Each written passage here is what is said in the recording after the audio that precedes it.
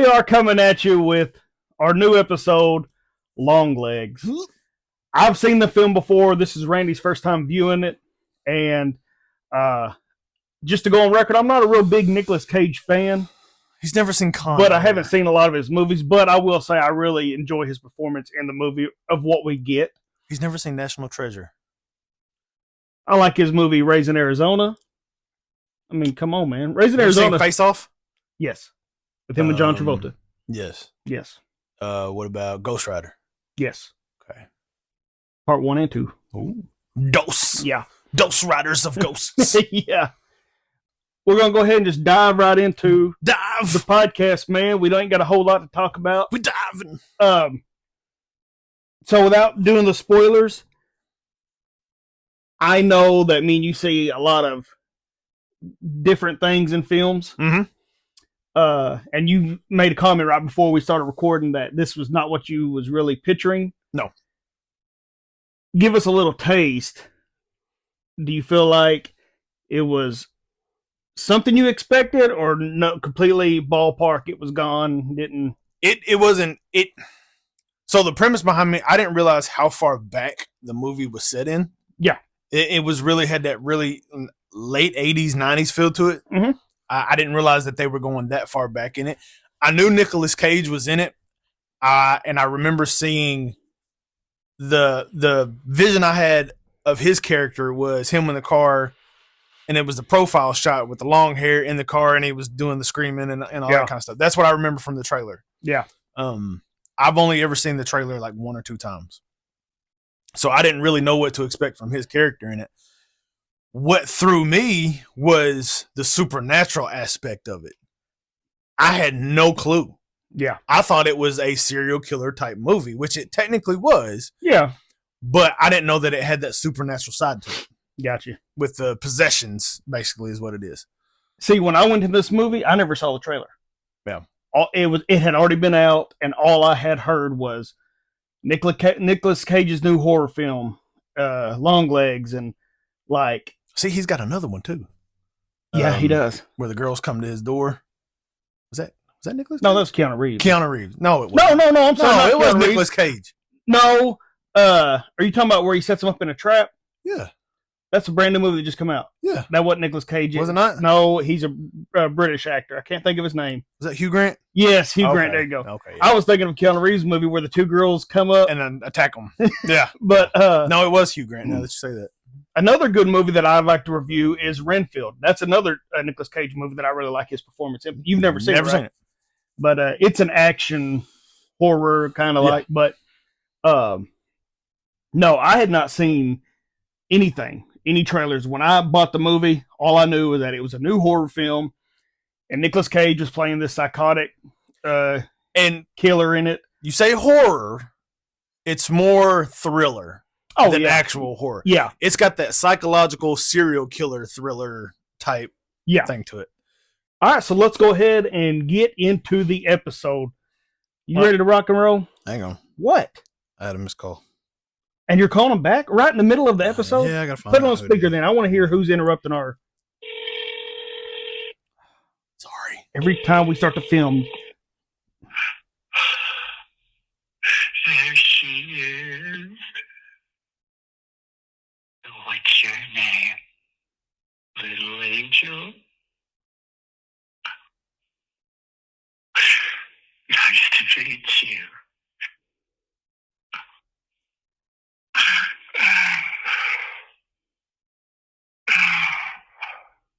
Oh.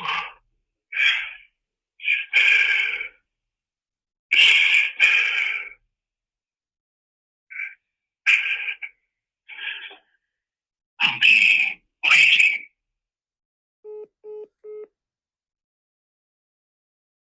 Yeah, let's not.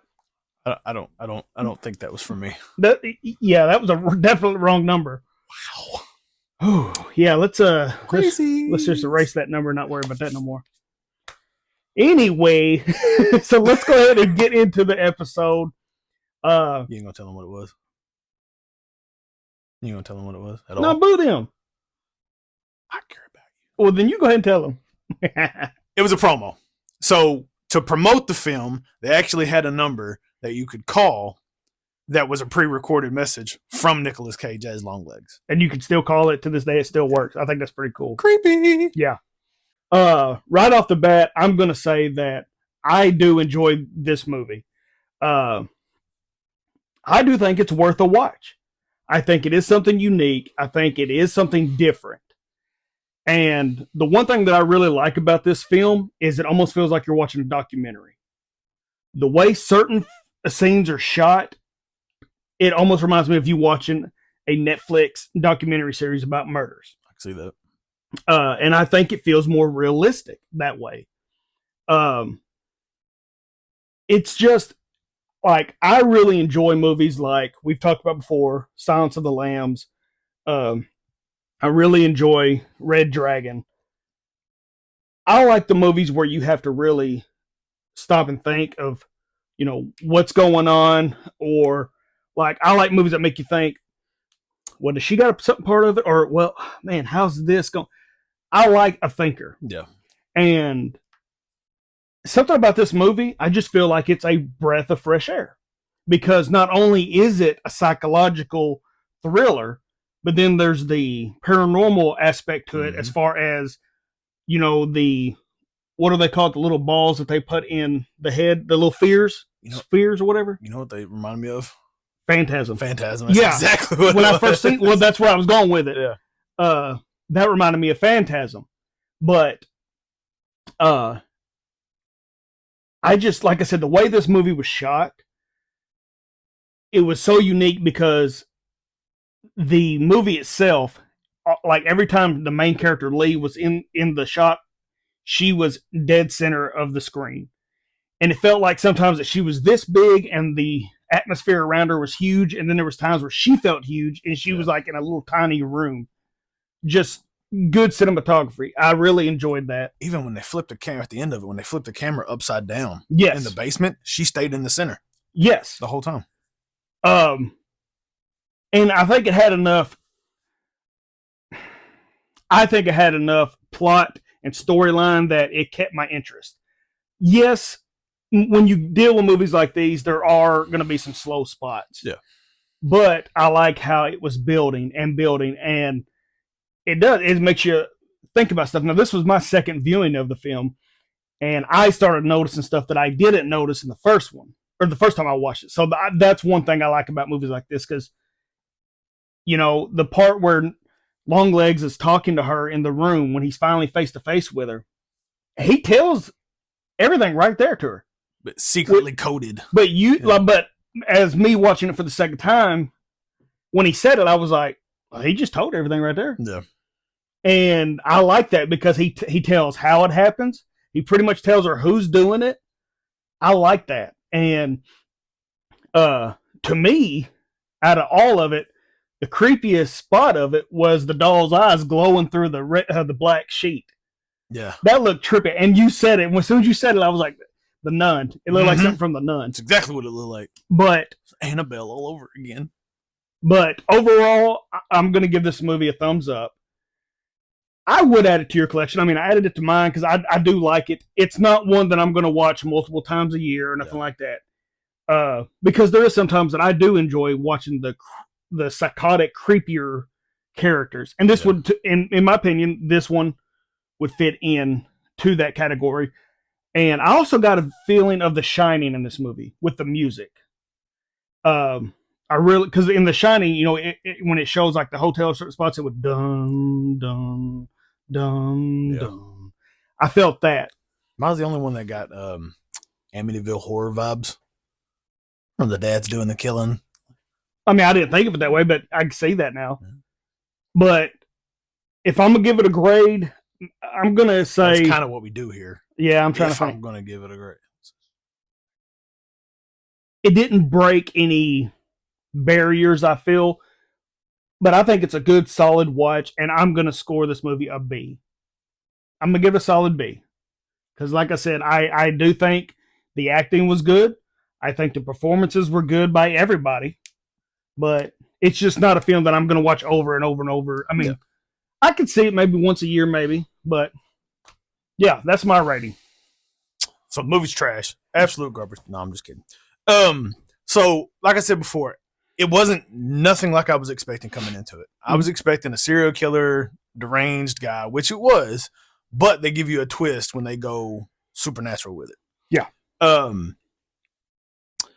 The biggest plus for me in this movie is it's not the same old thing we've always gotten.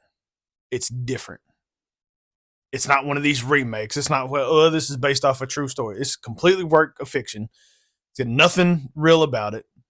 And it is done in a way, yes, it is a slow movie. Mm-hmm. It's a slow movie. But it's slow in a way it makes you, it doesn't keep you like on the edge of your seat the whole time. Mm-hmm. What it does is it engages your mind. And it makes you think, okay, well, where's this going? What's this doing? Where's this coming from? How is that tied into it? So while it's a slow movie, if you don't like those movies that make you think, you might not like it. Right. Because it's one of those that it's not going to keep it like action movies, keep you on the edge of the seat the whole time with action and jam-packedness and all this kind of stuff. That's not this. This is a psychological deal where it reminds me of Inception or Shutter Island in a sense, or where it makes you wonder where everything's going. Mm-hmm. Where, like this scene, what does it have? And they even break it up where they say like, this is part 1 and then all your things, and then go for a little bit and like act 2, part 2, this, and then all that kind of stuff. I like how they do that because they're thinking there's different areas to pay attention to. Yeah. It wasn't until closer to the end of the movie where I started to get an idea. I was like, all right, her mom's involved in this somehow. Mm-hmm. Wasn't quite sure, but when the connection started being made about Longlegs and Lee Harker and her past and all this kind of stuff, they don't even give you a glimpse. At the very beginning of the movie is just a little girl that goes out to see what this car's doing out her driveway. They don't even give you an idea that was Lee. Right. And everything, the thing about it is, what I like is everything's filmed in a gloomy setting. The sky's always cloudy. Everything is always dimly lit. It's always dark. And it just kind of sets the mood and the atmosphere for the whole movie. Mm. I don't really have an issue with any of the acting. Nobody really stands out other than Nicolas Cage, just because I've never seen him play that kind of role. Yeah. It was something completely different. When you can play a role and you can't tell that it's that actor, yeah, you've done something. Well, I mean, I go back to Heath Ledger's Joker. I knew that's where you was going to go. I mean, there's a couple of scenes where you can see Heath Ledger. Well, but it's like the makeup's kind of... The makeup's done up right, and his acting and the voice. That's the biggest thing. Like, I can't hear Heath Ledger in the Joker. Right. And I could not hear Nicolas Cage in Longlegs. There were a couple of times where his face would turn and the light would hit it just right, where I could say, okay, that's it. I can see it. Well, it's the eyes. Yeah. Yeah. But they did a good job of making them creepy. Yeah. For sure. So I will give it a thumbs up. Okay. I'm like you. It's not one of those movies that I could watch it again just so I can go back and see what I missed in the beginning to lead up to the end of it. Yeah. It's definitely one of those movies that I wouldn't take a potty break in the middle of, because you will get lost. Yeah. But I'll give it a thumbs up. If you're a collector of psychological thriller type movies that have a supernatural vibe to them, it's a collection adder for sure. And I'm gonna give it a B minus. Okay. I'm gonna give it a B minus. Right on. Like I said, it was really slow, but it was slow in the way that it wasn't just like, right, hurry. It did feel the full 100 or hour and 40 minutes. Well, and I'm glad you brought that up, because one of the, and what you agreed with me, one of the best horror films of all time is The Shining. Mm-hmm. But you feel every minute of that movie. Every single second. And I don't watch that every year. No. But it is one of those that I have to be in the mood to watch. Red Dragon. I like Red Dragon. But it's still one of the movies that has its slow spots. That's what I'm saying. When it comes to movies like this, to me, you are expected to have slow spots in it. And like I said, The Shining. I haven't probably watched The Shining since the last time we reviewed it. And that was probably 3 years ago. But I'll get in the mood one day, and it's like, man, let's pop it in. Another good example of it is Amityville Horror. Yeah. With Ryan Reynolds. It's one of those, you have to let it develop to get to the intense moments. Yeah. Yeah. And you have to enjoy the build up to it. Right. Obviously it's a different aspect of it, but this is uncovering everything. If you like detective shows, if you like your Law and Orders, your Criminal Minds and stuff like that, you'll dig it. I promise you. If you like Manhunter, like I was telling you about, you'll dig this one. So now that we're done with the actual scale, get in it, I will say that I feel like the 100 and I'm doing what you're doing. It was an hour and 40 minutes. Yep. I feel like that's long enough. Leave it alone. It couldn't have been no longer. And now could it have been shorter? Maybe about an hour and a half, just shave 10 minutes off.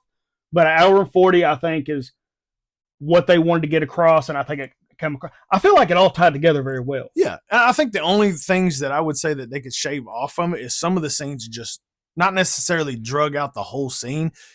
It was the shots that drug it out.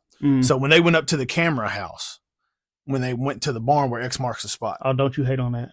The shot was great. Are you talking about when they got out, she was like, it's over here? Exactly. I love that and shot. it felt like it took 5 minutes for them to pan the whole way. I love that shot, though. But, I mean, it is a good shot, but it was drug out. Yeah. It could have been one of those things like, and camera work is camera work. And it's a big integral part of the movies. But that's just one of the things that came to my mind is like a scene that took too long to develop. So what'd you think about the very beginning when he's like, it's her and her partner, and she's like, it's this house. And he's like, how do you know? And she's like, I just feel something. Did you already be like, Well, something ain't right with her. And then all of a sudden when he knocks on the door, and boom, boom. I mean, it's just that quick. Mm-hmm. And I thought she played her character really well. She did, and her acting wasn't bad in it. No. It was just dry. It takes you a minute to connect with her character. But that's what it was required to do. That's how she was written. You find out as the movie goes on, that there's a reason for that. All her memories, and to me, all of her emotions were tied into the orb and the doll. Yes. That's the way I got it. By the end of the movie, that's what I took. And I wish we could figure out, because that's the only thing they left open, is how was it that the memories and stuff was in the orb and how was it controlling? Was it satanic? Is that what that what they were going with? That's the only thing that I can think, because they even said that the devil himself was possessing the dolls, is what they said. And on watching it this time, I didn't realize that Longlegs was living in their basement. I didn't notice that the first time. Not till the end. Yeah, I didn't even, when she wakes up, and I was just thinking, oh, she was in her bedroom. Mm-hmm. And then I was like, this time it just clicked with me, and I was like, oh crap, she's coming up from the basement. That's the room that was locked. Yeah, and you get shots of him down in the basement. You think he's at his house. Yeah. That's actually where he was. He was laying on that bed. But I thought it was cool how at the end of the movie, or close to the end of the movie, when she goes out, her mom comes out, kills the other detective. She sees her mom in the back, and it looks like she's pointing the shotgun at a girl, and ends up being Lee's doll. Yeah. And so she blows the doll's head off. Mm-hmm. It's got the orb in it. And at the same time she blows it off, you get a shot of Lee, and you get this black cloud of dust pop up from behind her head, like everything's just kind of releasing itself. Yes. I thought that was cool. And then they go back to the doll, and you can see the orb shattered, and you can see there's a black smoke just slowly rising up out of the head. Yeah. I thought that was cool, because it was almost like, all right, here you go. Here are your memories. That's what it felt like. So, to the writer of the film who directed as well, I think he did a really good job, and he brought something new. Yeah. And they did leave it open if they wanted to do a part 2. Yeah. Because nothing ever happened to the doll. And Longlegs is dead. Yep. And I like when they make films go back to like the 70s, 80s, and 90s. Because it's hard to do a film like this now, because it's literally cell phones and like that was something when she got the phone call about you're missing the birthday party. If it was nowadays, she'd be on the cell phone driving the whole time. Hey, don't open it, and I like that. But I think her mother did a pretty good job playing that creepy aspect as well. Yeah. And she reminded me of another character from. She reminded me almost of Carrie's mom. They're all gonna laugh at you. How she was like, "Really? Did you say your prayers?" Yeah.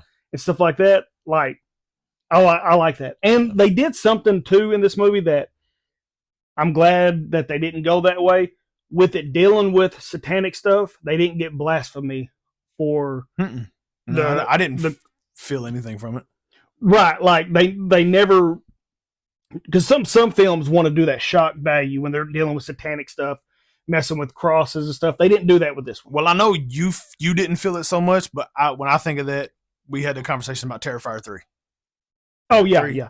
That was, to me, that was getting close. I know you guys didn't feel that way, but that's what I think of. And this didn't have that shock factor value. You Right, know? right. There wasn't. You go back to like the Conjuring and stuff like that. There wasn't any upside down crosses, and was it Conjuring? I was going to say it was Insidious. Conjuring did have the ones. Yeah. But I mean, there wasn't anything like that, and which is odd because you think if this is dealing with the devil himself or the aspect of him possessing the dolls and stuff like that, you would think it would be like The Nun, for instance. Yeah. But I don't know what was the demon's name On The Nun? Yeah. Don't even get me I lying. don't remember. It's just a nun. Yeah, The Nun. But yeah, I don't remember. But anyway, I'm with you. I didn't feel anything like it from it. Well, like I said, I really feel like this movie felt like a documentary. Did you ever get those vibes? There were certain times when I did, but I've watched so many like criminal shows or serial killer shows or stuff like that where they go into depth and details and stuff like that. It felt like a movie. There's a series out called Manhunter. I've heard of it, never watched it. Where he goes and he like interviews Ed Kemper, and it's the FBI starting the not SVU. It's almost like the beginning of Criminal Minds, where they go in there and they're doing the serial killer investigations and stuff like that. I got that kind of vibe from it. Got you. Okay. Yeah. But well, you got any more you want to? I don't guess so. I mean, I don't know. Like I said, I do feel like it's a breath of fresh air, but it's one of the movies that, like I said, didn't break any new barriers. Yeah, and it's hard to get a lot out of it to vocalize because it is such a slower watch, and it's all about watching it and watching it develop and all this kind of stuff. So there's not a whole lot of detail. And that's the only problem with like movies that don't have a lot of action in them or don't have a lot going on at any given time other than a developing story, because there's not really a whole lot to talk about other than when it starts ramping up. Well, like I said, I got to give kudos to Nicolas Cage. I thought he did a tremendous job as Longlegs. Very creepy, and it's funny because I actually thought that he was wearing like flesh on his face. Like I thought he was going to be almost like a Buffalo Bill type character. And then when he goes to the store and he looks that way, I was like, oh, it's just how he looks. It's just makeup. He got a lumpy face. And when he starts slamming his face down, the first time I watched it, I was like, holy crap. And then he just kept going. But before we sign off, one of the cool parts to me I really liked is when he's talking to her and he's chained up. And then all of a sudden he throws his head back and he says something. Then he throws his head back this way and starts saying something. Yeah. He looks so weird because his eyes get all bug-eyed and stuff. One of the most intense shots of him is when she is in there talking and he starts getting serious. And he has his head down like this, but he's like this. Yeah. And he's just looking at her off of the top of his eyes. Yeah. And he's just like methodically talking. Yeah. That was probably the most intense scene to me. Yeah. Because it was just watching him finally just releasing that.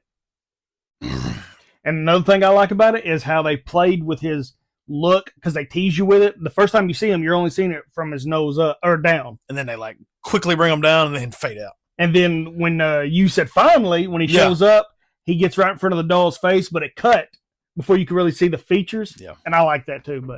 And then the shot where they finally arrest him, they have him in interrogation, they're playing the video, and then they pause the video, and Carter sits down, he's talking to everybody, and on the TV in the background, it's just his face smiling. Yeah. Like, really big smile. That was a creepy shot. Yeah, they did very well with it. The shots in this one, I'll give the shots in this an A+. Yeah. There was a lot of good shots, for sure. But that is our review of Longlegs. Longlegs. Yes, we hope you guys and gals enjoyed this episode. And did we decide what we're doing next? Yeah, I'm making an executive decision Okay. right now. Okay. So we had talked about it. He was talking about Red Dragon before. Yeah. Which would have been a good one to do on the serial killer aspect of it. I brought up Mr. Brooks when he was talking to me about it being a serial killer type. And because that's what Mr. Brooks is. After watching the movie, there's another movie that deals with a serial killer aspect, but also has a supernatural vibe to it. So the next movie we're going to do is going to be Fallen. It's got starring Denzel Washington. It's got James Gandolfini in it, Donald Sutherland. It's got John Goodman. And there's another guy in it. I don't remember his name. Yeah, I don't remember his name. Anyway, but yeah, it's got that serial killer, but it also throws aspects of supernatural in it that I kind of think pair up better with it than just Mr. Brooks. So, and I've never seen the film, so it'll be. I'm not even showing them the trailer. Yeah, I don't want to see the trailer or nothing like that. But yeah, we hope you guys and gals enjoyed this episode. And like I said, if you like what we're doing, please give us a 5-star review. Hit the subscribe button. Let us know what you guys and gals think of Longlegs. I'd really like to hear y'all's opinions on this film. Yep. So, as always, just remember that we review the movies, so you don't have to.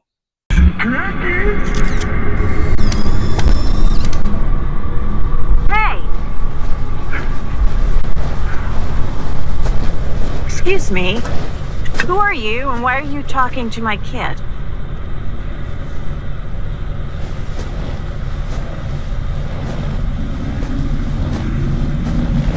Let me in now, and it can be nice. Make me go now, and I have to come back. Not once, not twice.